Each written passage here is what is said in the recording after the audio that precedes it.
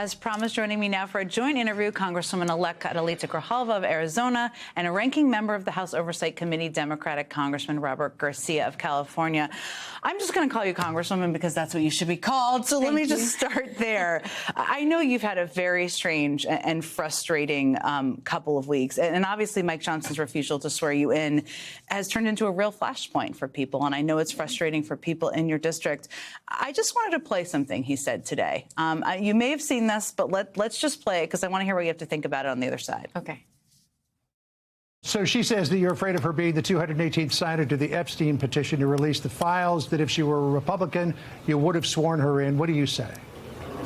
I say, bless her heart, she's a representative-elect. She doesn't know how it works around here. We're going to give her the oath of office as soon as we get back to regular session, as soon as Chuck Schumer and the Democrats vote to reopen the government. Bless her heart. She doesn't understand how this works. That's kind of oozing with condescension. Yeah. But what do you say to that? It's so patronizing. And if, this doesn't have anything to do with the Epstein files, he's had ample opportunity to swear me in on pro forma sessions, which is what he did with 2 Republicans. No problem. So I do know how this works.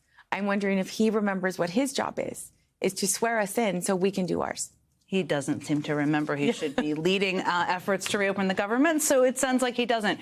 Let me ask you, you have had to tangle with Mike Johnson and others in an effort to get the Epstein files released and fight for what you want to happen on the committee. What did you think when you heard that? Well, first, let's be very clear. It was sexist. It was condescending, beneath what a speaker should say. At the end of the day, he's a speaker for the entire U.S. House, and so he should be ashamed of those comments. And look, I think that what Mike Johnson is going to have to deal with is with an energized, new Democratic Party, of what Adelita Grijalva is going to be a part of, is now a part of our team. And we're going to be holding these Republicans and Mike Johnson and Pam Bondi and Vance and Donald Trump accountable for this massive cover-up that they're involved in right now as it relates to the Epstein files. And during this shutdown, we've been saying very clearly, let's end the shutdown, let's swear in Adelita, and let's release the files. Seems pretty simple. There's a way to do it when you're in charge of everything. One of the things I just started the show talking about is, the people of your district elected you. They want to be able to visit your office. They want to be able to call your office for constituent services. They can't do that right now. And I think in addition to everything you're experiencing, they're experiencing, there is this dangerous precedent of it seeming okay to just decide as the Speaker of the House not to swear people in. Do you think we should all be concerned that a little over a year from now, that Mike Johnson could make that choice if Democrats win back the House? It's a really dangerous precedent. The bedrock of our democracy is free and fair elections. And so on every front, they're attacking that. And there are 812 people in my district that deserve to have a voice here in Congress, that need somebody there when they knock on a door to get some help from their congressional representative, and they don't have that person there. And Speaker Johnson doesn't seem to care about that. The fact that I have more people in my district than he does. We need to dedicate voice and energy to those who don't have one. And it's important for him to do his job. Are you concerned about this as well? It's completely outrageous. Hundreds of thousands of people deserve representation in the Congress. What he's doing right now is also unprecedented. There have been other members that he has brought in, seated immediately. She has now also been certified. The election has been certified by the governor, by the secretary registrars out there in the state of Arizona, and yet she's being refused her voice. So honestly, and I think it's incredibly alarming that you have this strong woman represented and elected by her community. Mike Johnson is making these quite, I think, stunning comments about Adelita.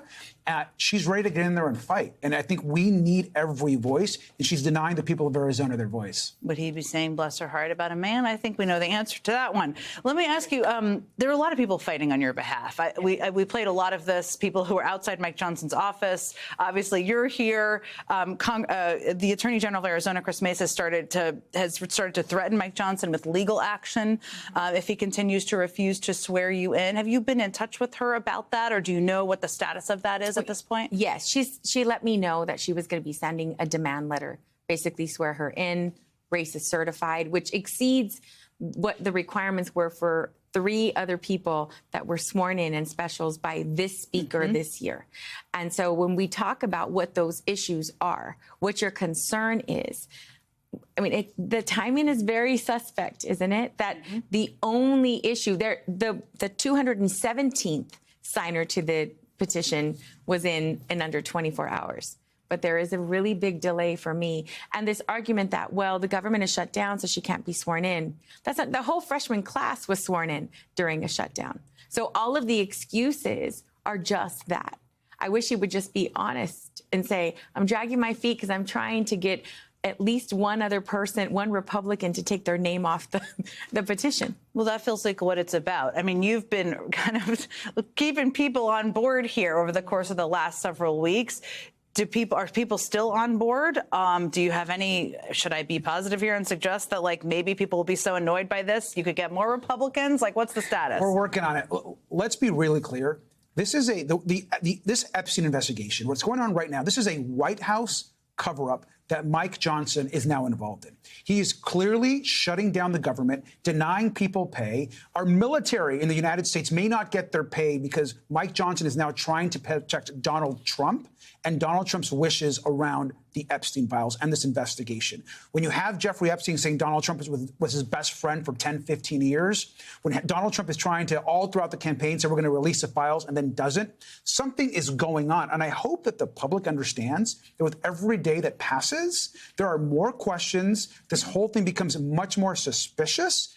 It's time to swear in Adelita, and it's time to release the Epstein files. I know you were elected for a number of reasons, and probably not to be the 218th vote in the discharge petition. That wasn't even on people's minds. Is that something people are now tracking in your district as an issue they now care about? They just want transparency. That was the big issue. This issue never came up when I was running for office. It's all about public education, protecting our environment, protecting our democracy, protecting our rights, sovereignty. Those are the issues they wanted me to work on. And it's really interesting that I'm on a show like yours, which, by the way, love your show, watch it all the time. But come back anytime. But you know, on the BBC News for not getting to work. That's the frustration for me, is that I don't want to be in this position because I'm not doing my job, and I can't do mine. I literally cannot. They gave us the keys. I can open the door, and it's a space. Yeah. Phones don't work, no computers. Those are real issues. And I can't go into leases to open up offices in my district. We have 3 ports of entry with Mexico. Immigration and tariffs are a huge issue. The economy are a huge issue in my district. And I can't get to work at all on any of those issues. It's such an important note to end on, because ultimately you're representing the people in your districts, and they rely on members of Congress for constituent services for so many things that communities need. And right now they don't have that. Thank you so much, Congresswoman. I'm going to keep calling you that for being here. Always great to see you. Thank you both for joining me. Thank you.